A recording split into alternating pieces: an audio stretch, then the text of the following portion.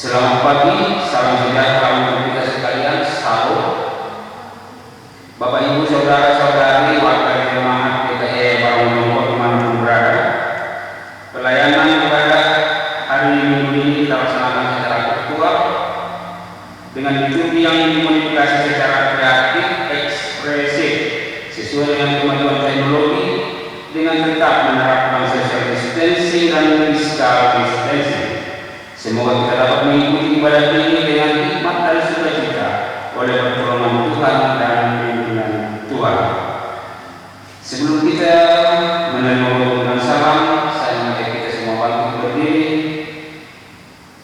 untuk memuji Tuhan dengan menyanyi dari tim jemaat nomor 8 bait yang pertama, Bagi Tuhan nyanyian.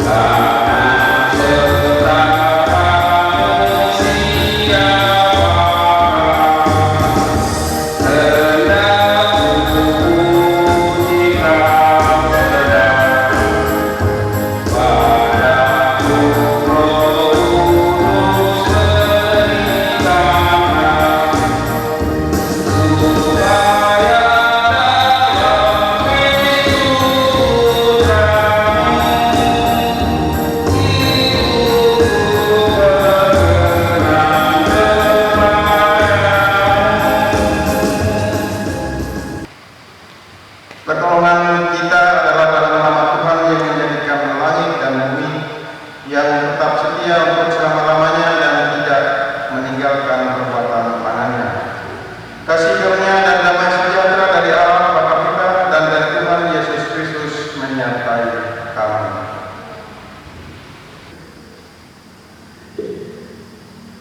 Jemaat dipersilakan dulu. Sebelum kita masuk dalam doa pengampunan dosa dan ucapan syukur, kembali kita memuji Tuhan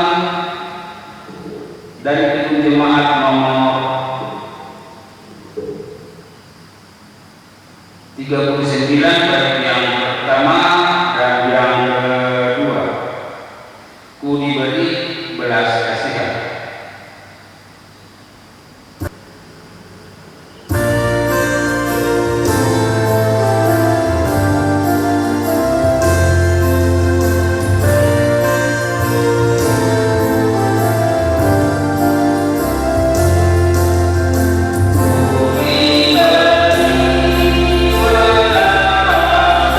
Beri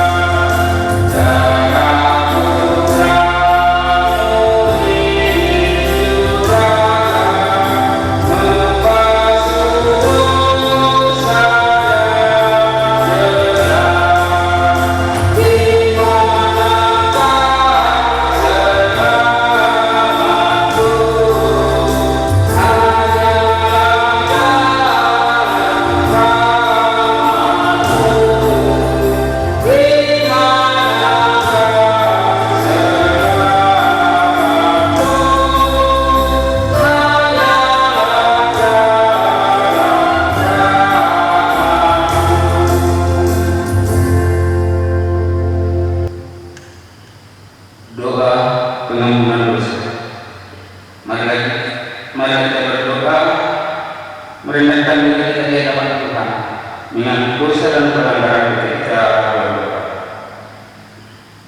Ya Tuhan Allah di dalam kerajaan surga, pada saat ini kami menundukkan merendahkan diri kami di hadapan Tuhan, karena kami sadar bahwa di dalam menjalani kehidupan kami sendiri yang telah kami lalui masih banyak dosa dan pelanggaran yang kami lakukan, baik itu yang kami sengaja maupun yang tidak kami sengaja, terhadap sesama kami dan terhadap Tuhan. Oleh karena itu Tuhan, pada saat ini kami mohon pengasihan dan pengampunan. Ampuni kami sehingga apa yang kami lakukan pada saat ini, ibadah kami, pujian kami, bahkan doa kami berkenan di hadapan Tuhan. Kami juga bersyukur atas kehidupan kami sebelum telah kami lalui, di mana dalam menjalani kehidupan kami, kami percaya bahwa Tuhan senantiasa menyertai kami. Inilah doa permohonan kami dalam Yesus Kristus Tuhan kami yang hidup. Kami berdoa. Amin. Marilah kita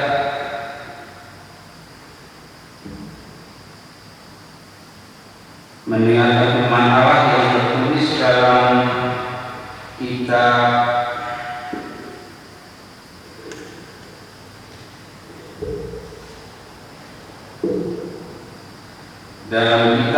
Keluaran 3 ayat yang pertama hingga ayat yang ke-15 di bawah judul Musa diutus Tuhan. Adapun Musa, ia biasa menggembalakan kambing domba Yitro mertuanya, imam Midian. Sekali ketika ia mengirim kambing domba itu, ia ke seberang padang gurun, sampailah ia ke gunung Allah, yakni gunung Horeb. Lalu malaikat Tuhan menampakkan diri kepadanya di dalam nyala api yang keluar dari semak bumi. Lalu ia melihat dan tampaklah semak bumi itu menyala, tetapi tidak dimakan api. Musa berkata, baiklah aku menyimpang ke sana untuk memeriksa penglihatan yang hebat itu. Mengapakah tidak terbakar semak bumi itu? Ketika dilihat Tuhan bahwa Musa menyimpang untuk memeriksanya, berserulah Allah dari tengah-tengah semak bumi itu kepadanya, Musa, Musa. Dan dia menjawab, ya Allah. Lalu ia berfirman, janganlah datang dekat, tanggalkanlah kasutmu dari kakimu, sebab tempat di mana engkau berdiri itu adalah tanah yang kudus. Lagi ia berfirman, akulah Allah ayahmu, Allah Abraham, Allah Ishak, dan Allah Yakub. Lalu Musa menutup mukanya sebab ia takut memandang Allah. Dan Tuhan berfirman, aku telah memperhatikan dengan sungguh kesengsaraan umatku di tanah Mesir, dan aku telah mendengar seruan mereka yang disebabkan oleh pengerah mereka. Ya, aku mengetahui penderitaan mereka. Sebab itu, aku telah turun untuk melepaskan mereka dari tangan orang Mesir dan menuntun mereka keluar dari negeri itu ke suatu negeri yang baik dan luas, suatu negeri yang berlimpah-limpah susu dan madunya, ke tempat orang Kanaan, orang Het, orang Amori, orang Periz, orang Hei, dan orang Yebus. Sekarang seruan orang Israel telah sampai kepadaku, juga telah kulihat betapa kerasnya orang Mesir menindas mereka. Jadi sekarang pergilah, aku mengutus engkau kepada perahu untuk membawa umatku keluar Israel, untuk membawa umatku orang Israel keluar dari Mesir. Tetapi Musa berkata kepada Allah, siapakah aku ini? Maka aku yang akan menghadap Firaun dan membawa orang Israel keluar dari Mesir. Lalu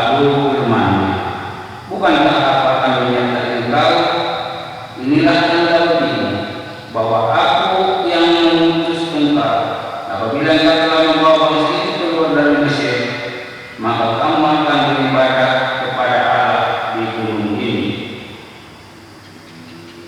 Lalu Musa berkata kepada Allah, tetapi apabila aku mendapatkan orang Israel dan berkata kepada mereka, Allah menyambung telah mengutus aku kepadamu, dan mereka bertanya kepadaku, bagaimana tentang namanya? Apakah yang harus dijawab kepada mereka? Firman Allah kepada Musa, aku adalah aku. Lagi firman, beginilah kau katakan kepada orang Israel itu, akulah aku telah mengutus aku kepadamu. Selanjutnya berfirmanlah Allah kepada Musa, beginilah kau katakan kepada orang Israel, Tuhan Allah nenek moyangmu, Allah Abraham, Allah Ishak dan Allah Yakub telah mengutus aku kepadamu. Itulah namaku untuk selama-lamanya, dan itulah sebutanku turun temurun.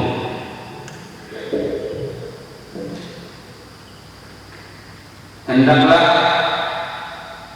perkataan Kristus diam dengan segala kerjaannya di antara kamu.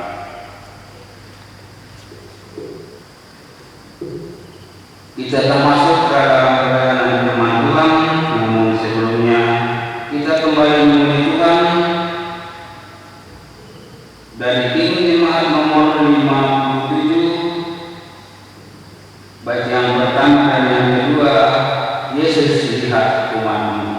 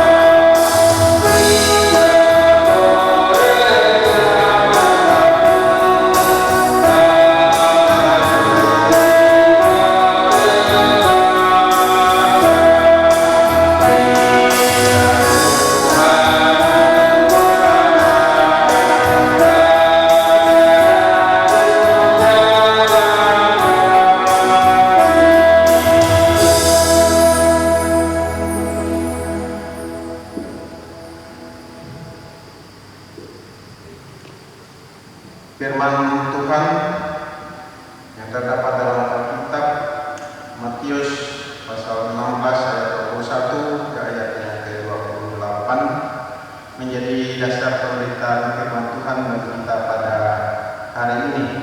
Sebelum kita membaca dan bersama-sama merenungkannya, mari kita datang ke hadapan Tuhan memohon pertolongan Tuhan dalam doa. Kita berdoa.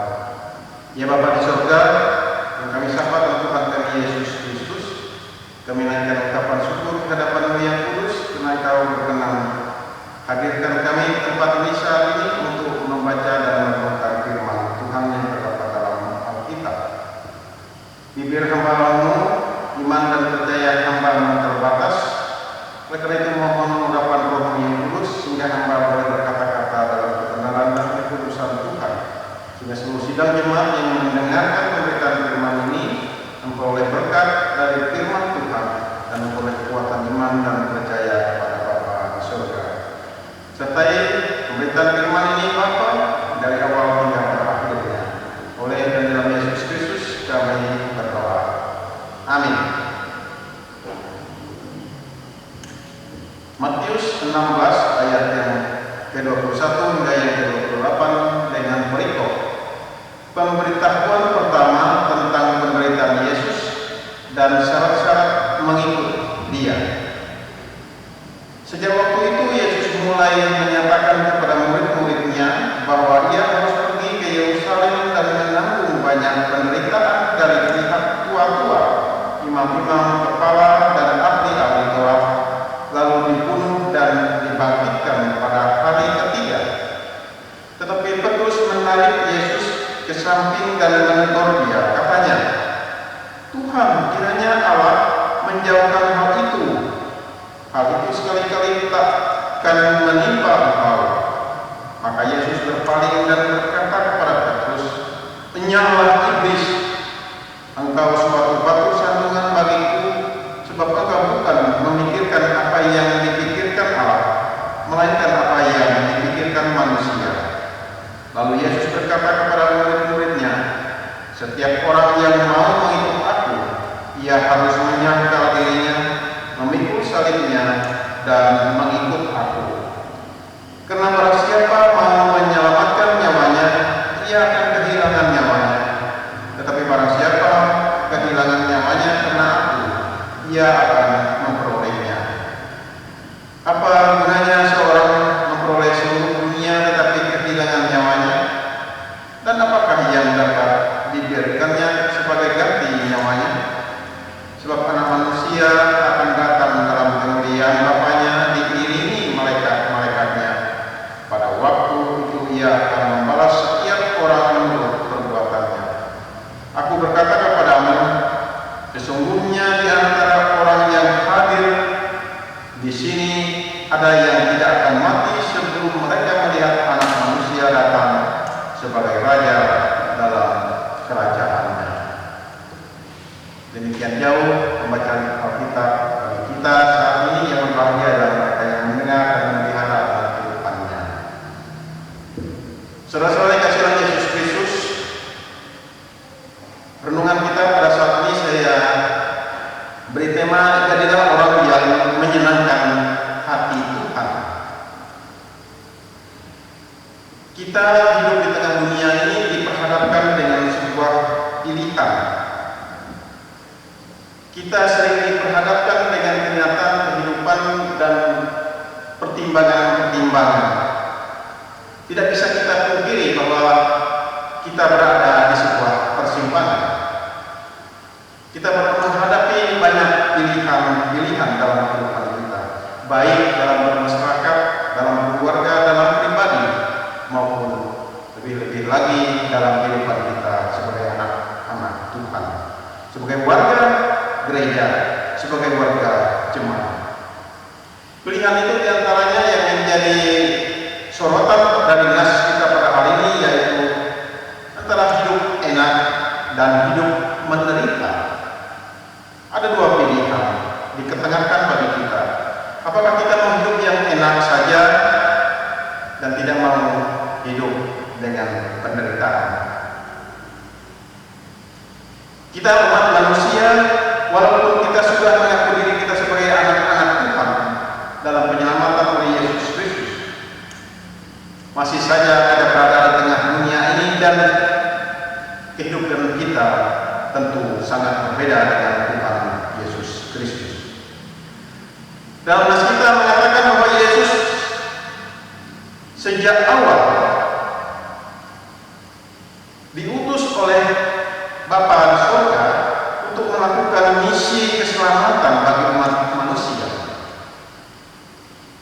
Untuk melaksanakan misi ini, Yesus Kristus harus taat untuk melakukan misi Allah itu.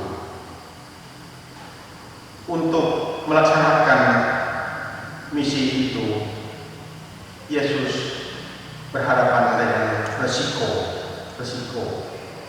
dengan konsekuensi yang harus Ia hadapi. Di antaranya ialah penolakan terhadap dirinya. Kita ingat Yesus ditolak di kampung halamannya. Dia tidak diterima di kampung kelahiran Dia dibenci. Konsekuensinya dia menerima kebencian dari banyak orang, bahkan dari para tokoh-tokoh agama, para pemuka-pemuka agama Yahudi pada saat itu. Berlanjut kepada penganiayaan. Dia disiksa, dicerca. Bahkan penganiayaannya memuncak pada kayu salib. Dia rela untuk disalibkan, bahkan berakhir pada kematian. Dan ia tahu persis bahwa ia harus melewati itu. Penderitaan inilah yang diberitahukannya kepada murid-muridnya. Pertanyaannya bagi kita, kenapa Yesus harus memberitahukan penderitaan yang harus dia emban, yang dia lakukan? Ada beberapa hal Bapak Ibu saudara-saudara yang kasih dalam Yesus Kristus. Mengapa dia harus memberitahukan penderitaan yang harus dia alami, dia jalani? Yang pertama, tempat ia menderita itu adalah di kota Yerusalem. Padahal kota Yerusalem ini dikatakan sebagai kota suci umat Israel. Kenapa? Karena di kota Yerusalem terletak dan bahkan dibangun rumah Allah, yaitu Bait Allah. Tapi dia harus menderita di Yerusalem, bahkan mati di kota suci ini, kota Yerusalem. Dia disalibkan bahkan sampai mati. Yang kedua ialah orang yang membuat dia menderita itu pertama-tama justru para imam-imam dan ahli-ahli Taurat. Orang-orang yang mengaku sebagai orang yang saleh, orang yang mengenal kitab suci, yang seharusnya mereka menjadi teladan dalam hal kebaikan, tetapi justru menjadi terdepan dalam membuat Tuhan Yesus menderita. Ini kenyataan pilihan Yesus yang ia harus menegakkan dan menuruti, mentaati perintah Bapa untuk melaksanakan misi penyelamatan para umat manusia. Yang ketiga ialah ia lebih dahulu menanggung banyak penderitaan, kemudian mati kayu salib, tetapi ia akan bangkit pada hari yang ketiga. Alasan kedua, mengapa Yesus harus memberitahukan tentang penderitaannya, ya, orang yang membuat dia menderita itu justru para tua-tua, imam-imam dan ahli-ahli Taurat, orang-orang yang merasa dirinya saleh, orang yang mengaku mengenal kitab suci, yang seharusnya menjadi teladan dan kebaikan dalam hal kebaikan, tetapi justru mereka yang terdepan dalam hal membuat Tuhan Yesus itu menderita. Ini saudara-saudara yang kasih dalam Yesus Kristus, alasan kedua mengapa Yesus harus memberitahukan para muridnya tentang apa yang harus dia hadapi, tentang penderitaan yang harus dia jalani. Yang ketiga, ada bagian yang kecil, ialah ia terlebih dahulu menanggung banyak penderitaan. Dia lebih dulu menderita, baru kemudian dia mati di kayu salib, tetapi ia akan bangkit pada hari yang ketiga. Dia memang harus menderita dan mati, tetapi di balik kematian itu dia menang atau dia bangkit kembali. Bapak Ibu saudara-saudara yang kasih dalam Yesus Kristus, beberapa alasan mengapa dia harus menderita, dia harus mati. Kita bisa melihat bahwa yang pertama, menunjukkan bahwa penderitaan itu sudah menjadi kehendak Allah. Penderitaan itu sudah ditetapkan oleh Allah, sudah direncanakan oleh Allah menjadi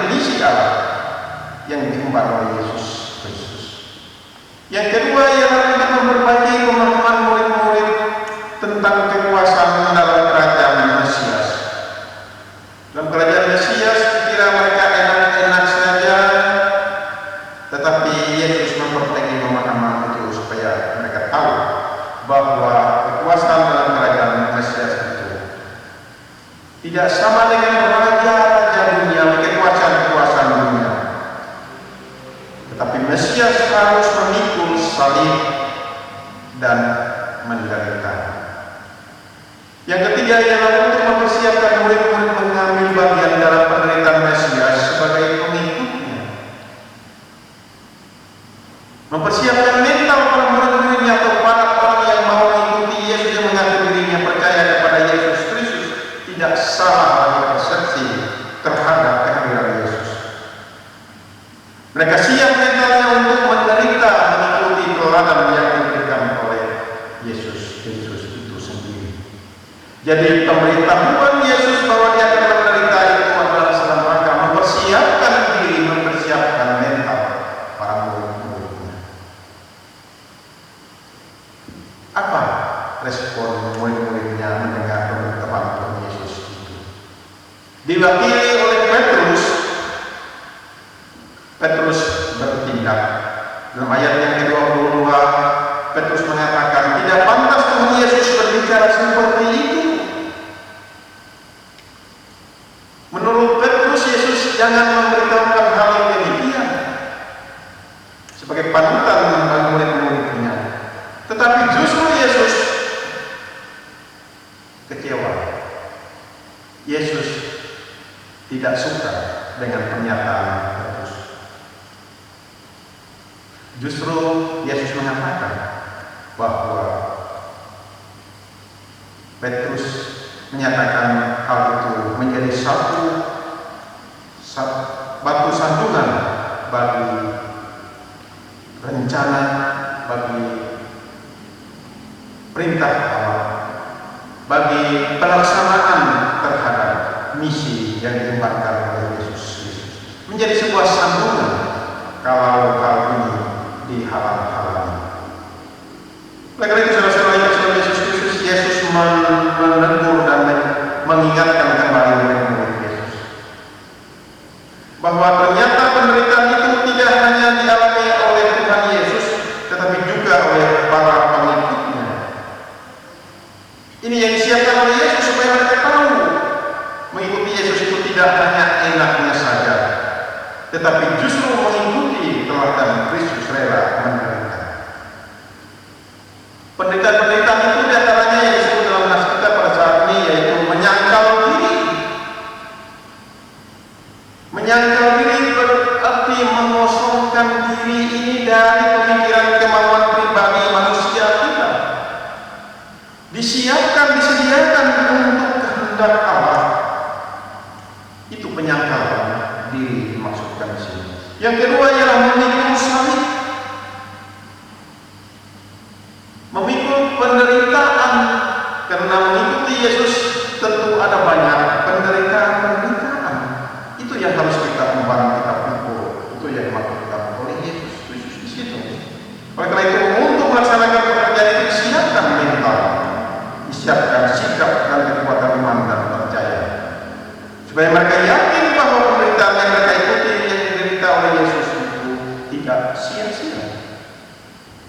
Yang berikut ialah mengikut Tuhan Yesus. Mengikut Tuhan Yesus itu dalam arti mentaati, menuruti dalam kebenaran dan melakukan pekerjaan dan kewajiban sebagai seorang murid.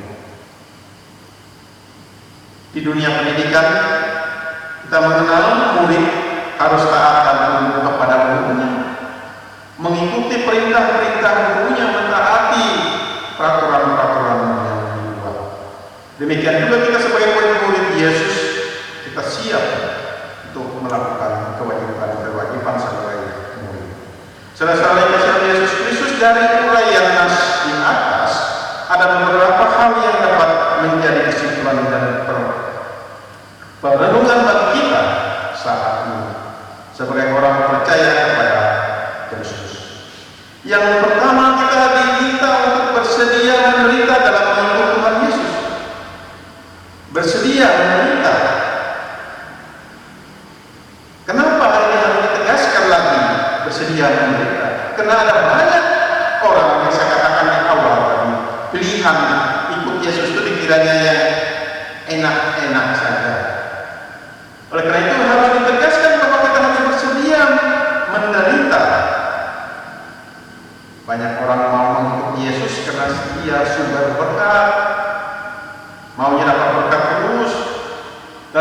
selalu sukacita, damai sejahtera, kita berbahagia terus.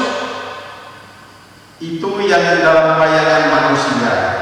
Padahal mengikuti Yesus tidak hanya menerima berkat-Nya saja, tetapi justru kita harus bersedia menderita.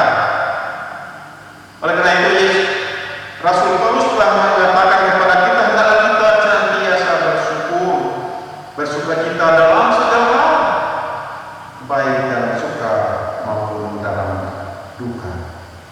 Yang kedua ialah kesimpulan kita ialah jadilah orang-orang yang menyenangkan hati Tuhan, bukan justru menyakiti hati Tuhan. Karena itu tadi saya beri tema menyenangkan hati Tuhan. Kita menjadi orang yang menyenangkan hati. Bagaimana cara menyenangkan hati? Ya menuruti perintah-perintah dan hendakkan mengikuti teladan yang telah diberikan. Seorang murid memang harus memberi sukacita pada ibunya. Begitu seharusnya menyenangkan, membahagiakan gurunya. Ketika anak-anak bisa berhasil menuruti perintah ajaran orang tuanya, tidak ada lebih dari itu. Ketika anak-anak dalam keluarga, anak-anaknya menurut dan sukses, itu sudah menyenangkan, membahagiakan hati orang tuanya. Demikian juga kita selaku anak-anak Tuhan menjadi anak-anak dalam Kristus Yesus. Kita menuruti perintah dan taat dan takut akan Tuhan, setia kepada Tuhan. Kita membahagiakan dan menyenangkan hati Tuhan. Yang ketiga ialah Tuhan Yesus adalah Mesias dan Guru kita. Mesias, penyelamat, dan Guru kita yang mengajar, yang memberitahu, yang memberi contoh dan teladan. Sehingga apapun ajaran dan teladan yang diberikannya kepada kita harus mampu kita lakukan dan kita ikuti. Kita berusaha mengikuti apa yang diajarkan, yang dikehendaki oleh Bapa dalam Kristus Yesus. Saudara-saudara yang Tuhan Yesus Kristus, di akhir perenungan ini saya mengajak kita membuat sebuah komitmen iman di dalam hati kita. Komitmen untuk mengikuti Yesus terus-menerus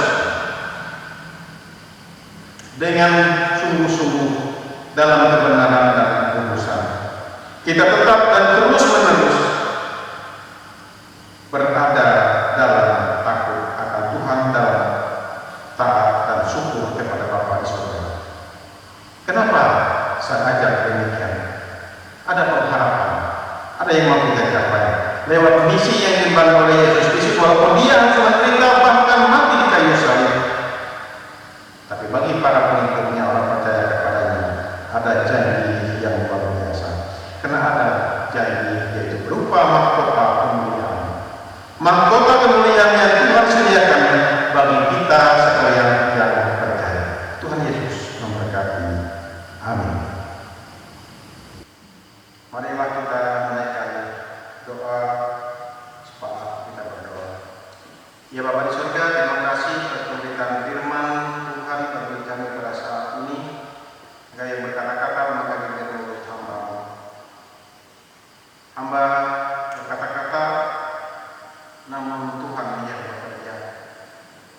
Biarlah seluruh sidang jemaat yang mendengar pemberitaan firman ini bersama-sama merenungkan, memperoleh berkat, memperoleh kekuatan damai sukacita yang datang dari Bapa di surga, kekuatan iman dan percaya.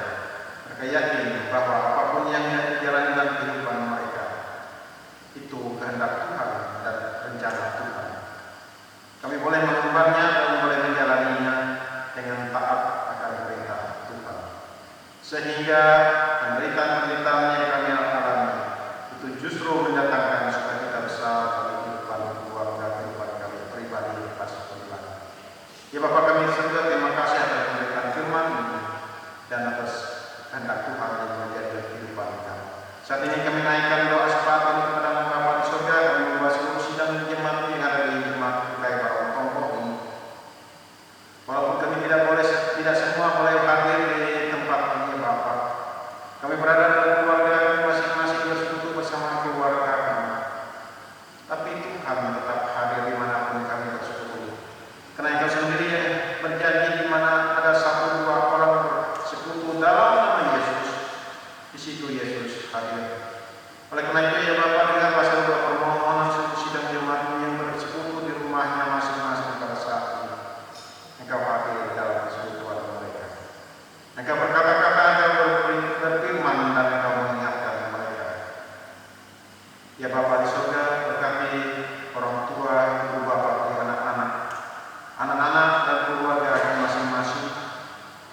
dan diberkati, diberikan pertumbuhan yang baik, diberikan roh hikmat, kotak-kotakan Tuhan mereka mengalami pertumbuhan yang baik, boleh menyenangkan hati orang tuanya, menyenangkan hati Tuhan. Ya Bapa kami sudah kami menyerahkan kehidupan majelis jemaat ini dari para tokoh ini, ya kami boleh tetap terus dalam situasi COVID-19 ini. Kami terus melayani jemaat dengan sukacita. Kami terus bersama-sama untuk melaksanakan pelayanan. Kami tidak pernah gentar, kami tidak putus asa ya Bapa. Tapi kekuatan iman dan percaya kami kepadamu, seluruh sidang jemaatmu boleh bersukacita lewat pelayanan yang diberikan oleh majelis jemaatmu bersama Ibu Pendeta Mary Sukawati. Engkau pun memberkati hamba-Mu Pendeta Sukawati dan sekeluarga, sehingga lewat keberkatan Tuhan ia boleh mampu memberikan pelayanan jemaat kami. Mereka boleh memberikan yang terbaik, pelayanan yang terbaik, sehingga banyak jemaat membesarkan nama Tuhan dan nama Tuhan boleh dipermuliakan. Kami menyerahkan usaha dan pekerjaan kehidupan keluarga jemaat yang ada di Jemaat Barong Toko ini. Apapun yang sedang mereka tekuni saat ini sebagai yang berkenan di hadapan Tuhan, Tuhan berkati. Lewat itu mereka mampu untuk memenuhi kebutuhan kehidupan mereka, baik profesi sebagai pegawai negeri, karyawan perusahaan, sekira swasta, petani, pekebun, peternak, apapun profesi yang ditekuni saat ini yang diperkenankan oleh Tuhan, Engkau berkati ya Bapa. Lebih-lebih lagi Engkau berkenan melindungi seluruh keluarga jemaat yang ada di Barong Toko ini dari bahaya ancaman virus corona ataupun penyakit-penyakit yang lain yang mohon Tuhan lindungi kami, halau kami dari segala sakit penyakit, sehingga kami boleh keluar oleh sehat selalu dan boleh melakukan kehendak Tuhan di tengah-tengah jemaat-Mu. Ya Bapa kami di surga, kami pun menyerahkan saudara-saudara kami yang saat ini dalam pergumulan, dalam sakit penyakit, dalam hal pergumulan pribadi, keluarga maupun di tempat bekerja. Kiranya Tuhan akan menolong mereka yang sakit, Engkau berikan kesembuhan, yang dalam perbimbangan Engkau berikan kepastian, yang dalam sukacita Engkau sempurnakan sukacita mereka ya Bapa. Bagi bangsa dan negara kami, kami bawa ke dalam tangan kuat kuasa Tuhan, tetap melindungi bangsa dan negara kami. Engkau berkati para pemimpin kami mulai dari Bapak Presiden dan jajaran, bahkan kepada Bupati Kutai Barat yang ada di tempat kami, bahkan ke pemerintahan terrendah di desa-desa. Engkau datangi tempat mereka melayani masyarakat, menjalankan roda pemerintahan yang adil dan bijaksana. Sehingga kami boleh menjadi kehidupan kami di tengah masyarakat dengan sukacita dan damai sejahtera. Karena Tuhan memberkati dan melindungi kami sekalian.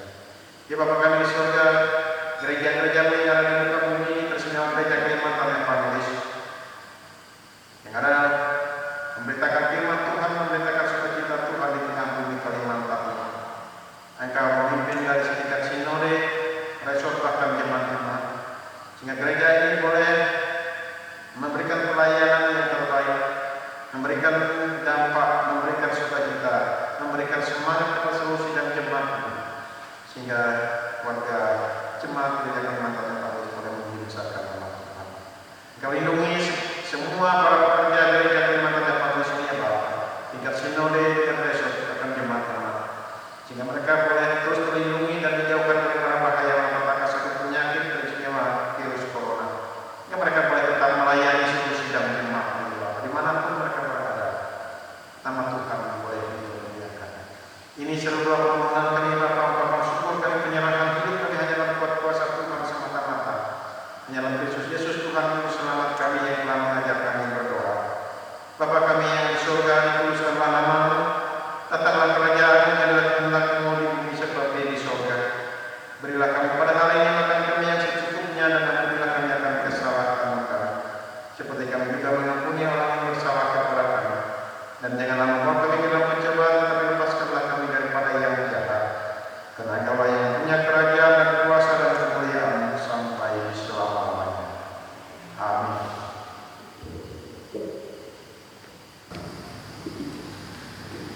Jemaat yang dikasihi Tuhan, tiba saatnya bagi kita pada siang hari ini untuk mengumpulkan persembahan yang telah kita persiapkan.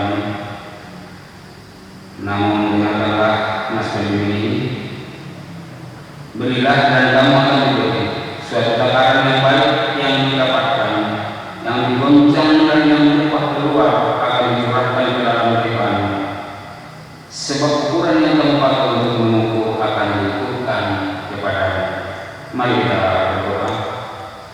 Ya Bapa, terima kasih atas berkat-Mu melalui pekerjaan,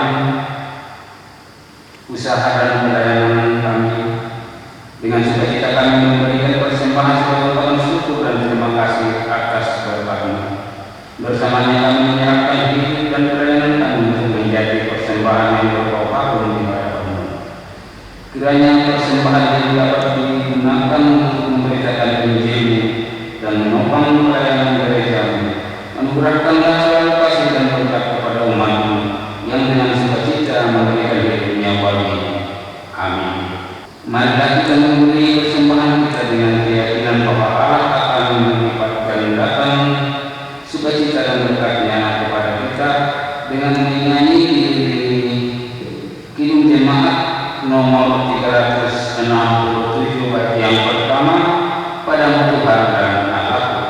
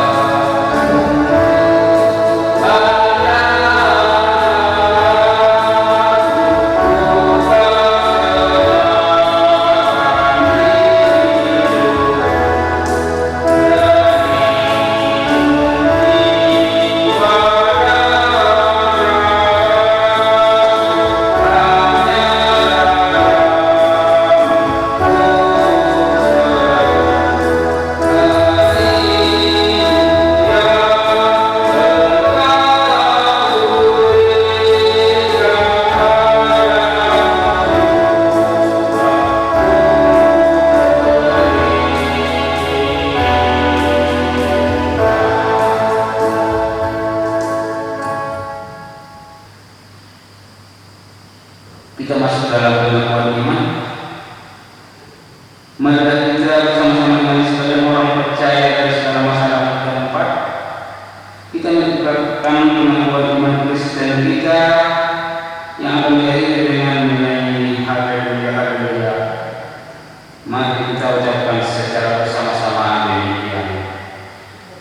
Aku percaya kepada Allah Bapa yang Maha Kuasa, Adil dan Adil, dan kepada Yesus Kristus Anaknya yang tunggal Tuhan kita, yang dikandung daripada Roh Kudus, lahir dari antara Maria, yang menderita di bawah pemerintahan Pontius Pilatus, disalibkan, mati dan dikuburkan, turun ke dalam kerajaan Allah. Pada hari yang ketiga, bangkit pula dari antara orang mati, naik ke surga, duduk sebelah kanan Allah Bapa yang Maha Kuasa, dan akan datang dari sana untuk menghakimi orang yang hidup dan yang mati. Aku percaya kepada Roh Kudus, gereja yang kudus dan am, persekutuan orang kudus, pengampunan dosa, kebangkitan daging, dan hidup yang kekal.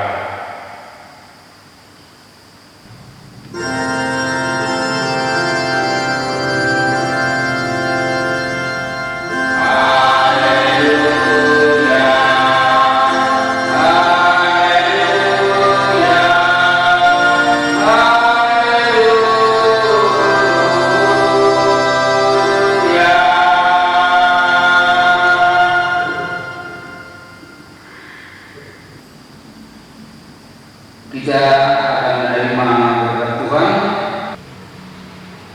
Saudara-saudara yang kasih dalam Yesus Kristus, pulanglah dengan sejahtera dan terimalah berkat Tuhan.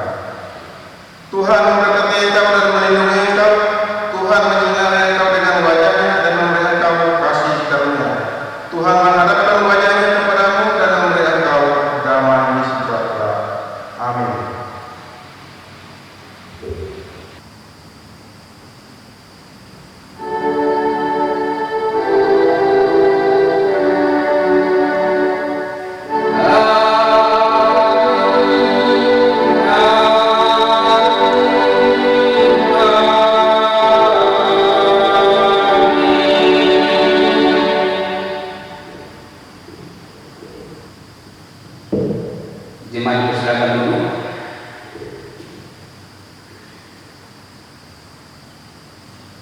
Demikian ibadah kita pada